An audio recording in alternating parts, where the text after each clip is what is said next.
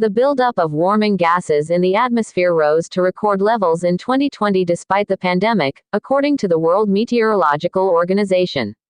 The amounts of CO2, methane and nitrous oxide rose by more than the annual average in the past 10 years. The WMO says this will drive up temperatures in excess of the goals of the Paris Agreement. They worry that our warmer world is, in turn, boosting emissions from natural sources. The news comes as UK Prime Minister Boris Johnson said it was touch and go whether the upcoming COP26 Global Climate Conference will secure the agreements needed to help tackle climate change. It is going to be very, very tough this summit. I am very worried because it might go wrong and we might not get the agreements that we need, and it is touch and go. It is very, very difficult, but I think it can be done, he said on Monday. The restrictions imposed around the world during the COVID pandemic saw an overall decline in emissions of CO2 of 5.6%.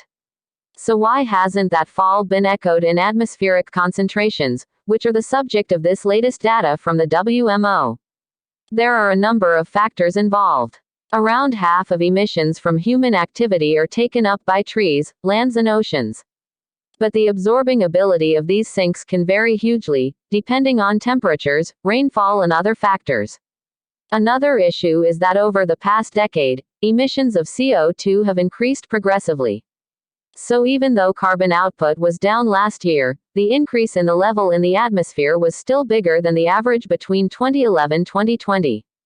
According to the WMO's annual greenhouse gas bulletin, CO2 reached 413.2 parts per million in the atmosphere in 2020 and is now 149% of the pre-industrial level. This is bad news for containing the rise in Earth's temperature. At the current rate of increase in greenhouse gas concentrations, we will see a temperature increase by the end of this century far in excess of the Paris Agreement targets of 1.5 to 2 C above pre-industrial levels, said WMO Secretary General Professor Petteri Talas. We are way off track. This is more than just a chemical formula and figures on a graph.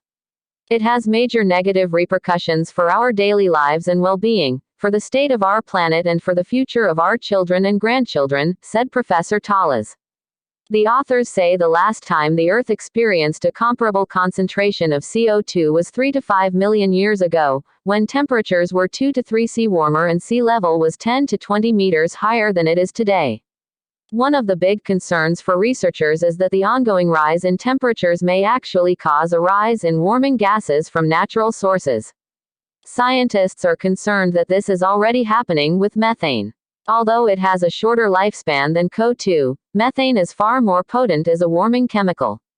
Around 60% of the CH4 that ends up in the atmosphere comes from human sources such as agriculture, fossil fuels, landfills and biomass burning. The other 40% comes from the activities of microbes in natural sources such as wetlands. Last year's rise was the biggest increase since global methane levels started rising again in 2007. The majority of it was from natural sources. If you increase the amount of precipitation in the areas of the wetlands, and if you increase the temperature, then these methane-producing bacteria produce more methane, said Dr. Oksana Tarasova from the WMO.